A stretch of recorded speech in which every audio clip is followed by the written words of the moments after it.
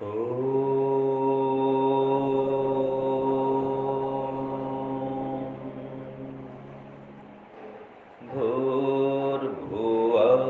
स्वः तत्सवितुर्वरेण्यं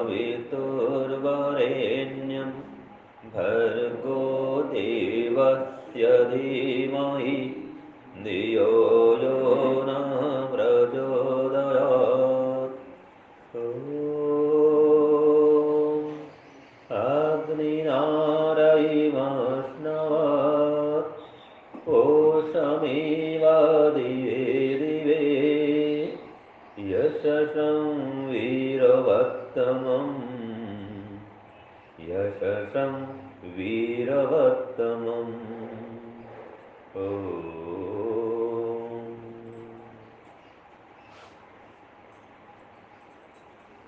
देखिए, हम यज्ञ क्यों करें? इस मंत्र में यज्ञ के अर्थ भी बतलाया गया है। ईश्वर की उपासना क्यों करें, ईश्वर की आज्ञा का पालन क्यों करें, यह भी इससे हम जान सकते हैं। तो देखिए, अग्निना रैम अस्नवत, अग्नि परमात्मा की कृपा से, उसकी आज्ञा का पालन करने से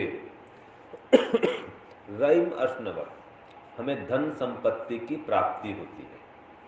और पोषम एवं दिवे दिवे, हर दिन पुष्टि की प्राप्ति होती है। और यशस्सम वीरवत्तम, यश कीर्ति शूरता वीरता इसकी प्राप्ति होती है।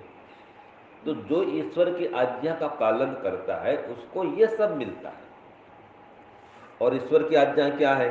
देखिए, यज्ञ के संबंध में क्यों उनकी क्या उनकी आज्ञा है? आज्ञा तो बहुत उनकी है, लेकिन यज्ञ के संबंध में क्या आज्ञा है? जैसे हमने कहा अग्निना रईमश्नवत, अग्नि देव की कृपा से हमें धन संपत्ति प्राप्त होगी, यश कीर्ति बढ़ेगी, पुष्टि मिलेगी। तो जो यज्ञ करेगा उसको यह लाभ होगा। ठीक है जी। और अग्नि स्वरूप ज्ञान स्वरूप परमात्मा की उपासना करेगा उसको यह लाभ होगा। क्योंकि यज्ञ दो प्रकार का होता है, ब्रह्म यज्ञ और आत्म यज्ञ। ठीक है जी। तो देखिए, जो यज्ञ करता है, अग्निहोत्र करता है, क्या लाभ होता है? तो ईश्वर की आज्ञा है। ठीक है जी, पहले तो ये। और क्या लाभ होता है? देखिए, ये भी दोनों बातें समझ आती हैं कि यज्ञ का अनुष्ठान करने से ये लाभ होता है कि स्वर्ग कामो यजेत, जो यज्ञ करता है उसको स्वर्ग की प्राप्ति होती है, विशेष सुख शांति उत्तम स्वास्थ्य की प्राप्ति होती है, और ईश्वर की आज्ञा का पालन होता है। तो यज्ञ क्यों करें? ईश्वर स्वयं कहते हैं। क्या कहते हैं? देखिए, जुहोत प्रचतिष्ठत, यज्ञ करो और यश पाओ। मैंने कहा था ना, यश कीर्ति की प्राप्ति होती है। ये प्रमाण मिलता है ऋग्वेद में 1:15-9 कि यज्ञ करो और यश पाओ। तो जो यज्ञ करता है उसको यश मिलता है। और परमात्मा ने कहा दिया संयंचो अग्नि सपर्यत, कि हे मनुष्यों तुम सब मिलकर यज्ञ करो। तो मिलकर के कहा गया है। तो इसलिए अपने घर में भी मिलकर के यज्ञ अगर हो जाए, बेटा बहू नाती पोती, क्या बोलते हैं उसको, दोहित्र दोहित्री, ठीक है जी, अर्थात पोता पोती दोहित्र दोहित्री, ये सब मिल करके अगर यज्ञ करते हैं घर में, तो वो घर वास्तव में मंदिर बन जाता है। उसमें परस्पर प्रेम बढ़ता है, सब लोग धार्मिक बनते हैं, आध्यात्मिक बनते हैं, उनकी बुराइयां दूर होती हैं, उनके उत्तम उत्तम संस्कार जागृत होते हैं, वह घर विघ्न बाधाओं से रहित होता है। उस घर में माता पिता की सेवा होगी, माता पिता का सम्मान बच्चे करेंगे करेंगे करेंगे। अगर रोज हवन हो रहा है तो माता पिता की आज्ञा का पालन भी करेंगे, वो यज्ञ की महिमा है। तो ईश्वर स्वयं कहते हैं, देखो, प्रांचम यज्ञम प्रणयता सखाय, कि हे मित्रों, प्रत्येक कार्य के आरंभ में यज्ञ करो। हर काम के आरंभ में यज्ञ करने का विधान है। तो ईश्वर का विधान है यज्ञ करने का। ऊर्ध्वम किण्वन्तु अध्वरस्य केतुम, अध्वर कहते हैं यज्ञ को, कि यज्ञ की ध्वजा को ऊंचा रखो, ऊंचा उठाओ। तो कैसे होगा जी? यज्ञ करेंगे तब तो उसकी ध्वजा ऊंची होगी, है कि नहीं है? तो घर में यज्ञ करने का विधान है। आपका तो सौभाग्य है कि आप रोज यज्ञ में बैठ पा रहे हैं। तो जो सज्जन आर्य समाज मंदिर में आके यज्ञ कर रहे हैं वो भी उत्तम कार्य है। तो यहाँ आएंगे तो आपका संगठन बढ़ता है। यज्ञ के 3 अर्थ होते हैं, देव पूजा, संगतिकरण और दान। अगर यज्ञ कर रहे हैं तो देव पूजा आपकी हो ही जाएगी। दान भी होता है, आपने अग्नि कुंड में दान दिया ना, घी सामग्री अपने आहुति की, ये दान हो गया आपका। यहाँ भी दान देते हैं, समाज में भी दान देते हैं। तो यज्ञ में आने से दान होता है। और संगीतीकरण, संगठन बढ़ता है, प्रेम बढ़ता है। तो यज्ञ करना चाहिए इसलिए। तो घर में भी यज्ञ करें और आर्य समाज मंदिर में भी यज्ञ करें। अब देखिए, रोज यहाँ भी होता है हवन आर्य समाज मंदिर में, और रोज घर में भी करने का विधान है। तो क्या करें, कैसे करें? तो समय का व्यवस्थापन करें। जिस समय में आर्य समाज में होता है उस समय यहाँ पर आएँ, और इसके अतिरिक्त काल में दिन में जब भी आपकी अनुकूलता हो अपने घर में भी करें। अगर घर में यज्ञ नहीं करेंगे, हानि क्या होगी? आपके बाद में, माने आपके जाने के बाद में, आपकी पीढ़ी के पश्चात घर में यज्ञ खत्म हो जाएगा। बच्चे तो हवन करेंगे नहीं, फिर क्यों? आपने संस्कार दिया नहीं, या संस्कार दिया भी तो वो माने नहीं। कोई भी कारण रहा हो, या समय नहीं है, जो भी कारण रहा हो, अगर घर में यज्ञ नियमित नहीं हो रहा है और आपके रहते ही यज्ञ नहीं हो रहा है, अभी आप जीवित हैं, संसार में हैं, और आपके अगर बेटे पोते यज्ञ नहीं कर रहे हैं, तो क्या आपके जाने के बाद घर में करेंगे? नहीं करेंगे। अब जब घर में यज्ञ नहीं होगा तो वो आध्यात्मिक नहीं बन पाएंगे, ठीक है जी? उनमें धर्म का संचार नहीं हो पाएगा, उदार नहीं बन पाएंगे, उनमें उदात्त वृत्ति नहीं आएगी। यज्ञ करने से क्या होता है, देखो, जैसे अग्नि हमेशा ऊपर उड़ती है, इसकी ज्वाला, तो यज्ञ करने वाला हमेशा ऊंचा उड़ता है, ऊपर उड़ता है, इसमें प्रकाश है। अर्थात जो यज्ञ करता है वो संसार में प्रकाश फैलाता है, ज्ञान का वितरण करता है, वायुमंडल को शुद्ध करता है, पुण्य कमाता है। क्योंकि जानने अनजान हम कितने पाप करते हैं, इसके निवारण के लिए क्या करते हैं? इसका उपाय यज्ञ करो। यज्ञ करेंगे तो पाप तो बढ़ ही रहा है, लेकिन यज्ञ करेंगे तो पुण्य बढ़ जाएगा, आपका संतुलन बना रहेगा। तो यज्ञ करने से इस लोक में और परलोक में दोनों जगह सुख शांति की प्राप्ति होती है। परमपिता स्वयं यज्ञ कर रहे हैं। इमं यज्ञम विदत्तम विश्वकर्मणा, विश्वकर्मा परमात्मा के द्वारा ये संसार रूपी यज्ञ विस्तृत किया गया है। वो हर दिन स्वयं यज्ञ कर रहे हैं। निष्काम भाव से कर्म करना, सेवा करना, परोपकार करना, ये भी तो यज्ञ है। तो इस यज्ञ से उस यज्ञ की भावना बढ़ती है, अर्थात त्याग पूर्वक, निष्काम पूर्वक कर्म की भावना बढ़ती है। आपके यहाँ तक कितने प्रमाण दिए हैं? इजाना स्वर्गम यंती लोकम, यज्ञ करने वाले स्वर्गलोक को प्राप्त करते हैं, प्रमाण है। और स्वयं परमात्मा कहते हैं कि यजध्वम हविषा तना गिरा, कि हे मनुष्यों, तुम धन, शरीर और वाणी, इन सब के द्वारा यज्ञ करो। माने धन भी लगाओ यज्ञ करने के लिए, वेद मंत्र भी बोलो, और शरीर से भी यज्ञ करो, आहुति ही प्रदान करो। तो ये प्रमाण मिल रहा है जगह जगह वेद में यज्ञ करना चाहिए। और यज्ञ क्यों करें जी? इसलिए कि ईश्वर का आदेश है, ये ईश्वर की वाणी वेद है। अगर आप लोग ईश्वर को मानते हैं तो उसकी वाणी भी तो माने जी, नहीं तो क्या होगा? एक होता है काष्ठवत धेनु और लोष्ठवत भानु। इसका मतलब क्या है? काष्ठवत धेनु, धेनु का मतलब होता है गाय, काष्ठ माने लकड़ी। तो लकड़ी की गाय कभी दूध देगी? नहीं देगी। तो ये खाली देखने को गाय है, कोई दूध मिलेगा नहीं उससे। लोष्ठवत भानु, लोष्ठ कहते हैं पत्थर को, ढेला पत्थर होता है ना, मिट्टी का ढेला बोलते हैं पत्थर। तो कोई पत्थर को एक सूर्य का आकार दे दे और उसको प्रकाशित कर दे, किरण बना दे, या जैसे कोई दीवार में भी चित्र कर दे सूर्य का और उस पर आभा निकले, तो ये जो बना है वह सूर्य है दीवार में, या कोई पत्थर को उस प्रकार दे देंगे आकार सूर्य का, और उसमें किरणें निकाल देंगे पेंट के द्वारा, कलर के द्वारा, तो क्या उससे गर्मी मिलेगी आपको? क्या उससे वास्तविक प्रकाश मिलेगा? नहीं मिलेगा, वो देखने का सूर्य है। तो ऐसे आप खाली ईश्वर को मान रहे हैं, ईश्वर को मान रहा हूं, क्या मान रहे हैं? ईश्वर कहता है यज्ञ करो, और अगर यज्ञ नहीं कर रहे हैं तो ये मानना कैसा हुआ जी? खाली मुंह से मान रहे हैं, अंदर से उसकी आज्ञा का पालन नहीं हो रहा है। तो ईश्वर को मानते हैं तो उसकी आज्ञा का पालन करें, ये मानना होता है।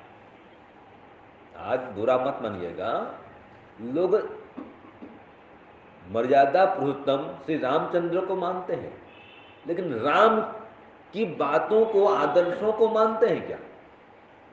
भगवान कृष्ण को मानते हैं क्या? भगवान कृष्ण की मानते हैं? क्यों जी?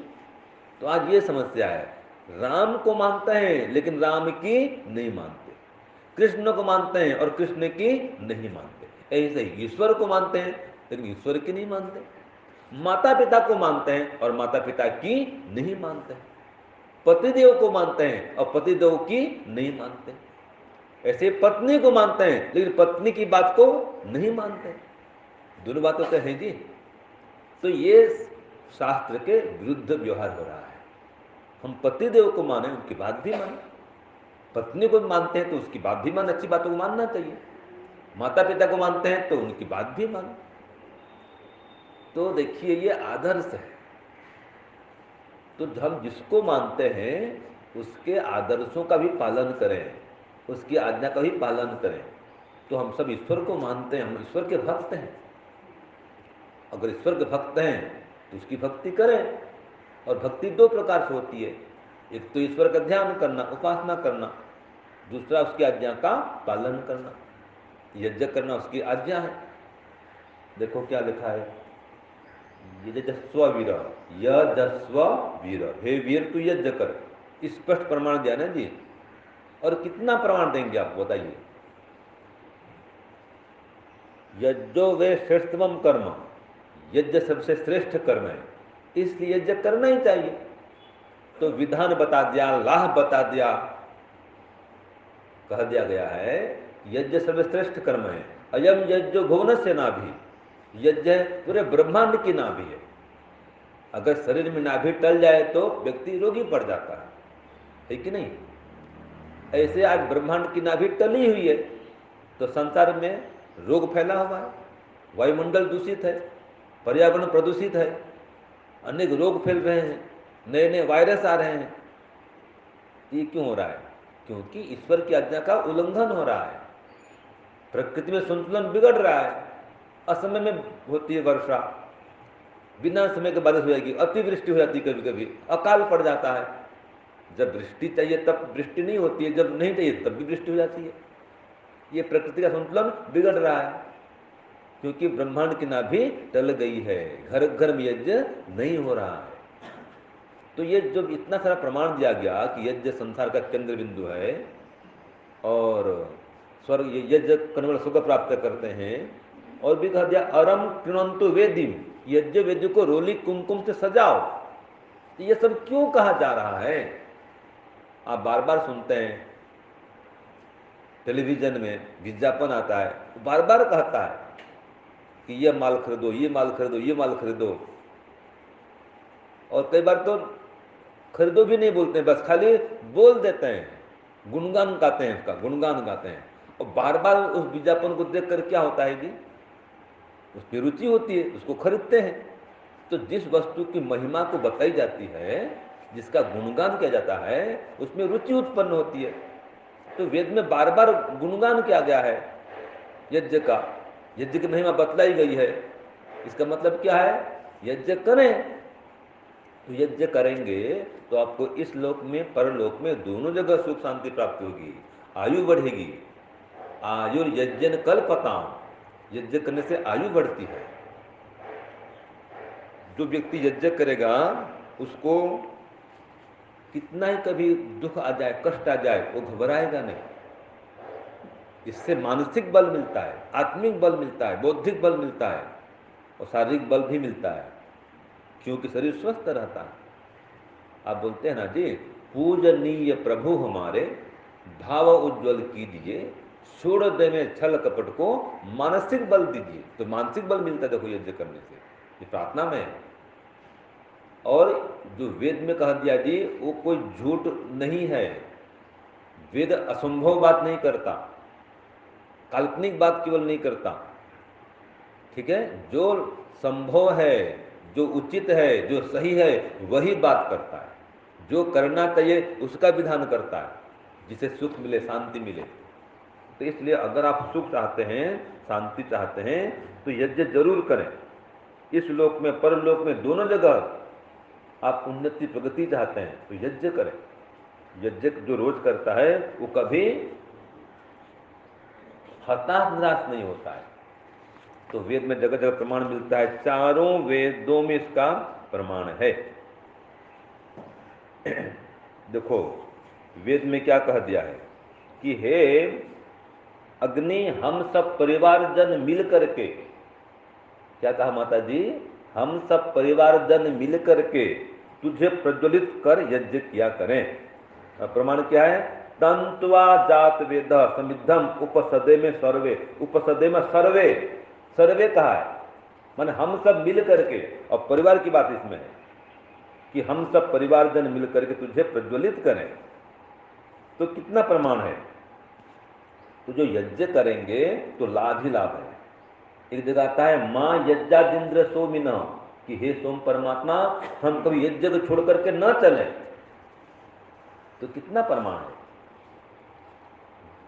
वेद को कहा गया है मार्गदर्शक, शरणदाता, सुख शांति प्रदाता कहा है।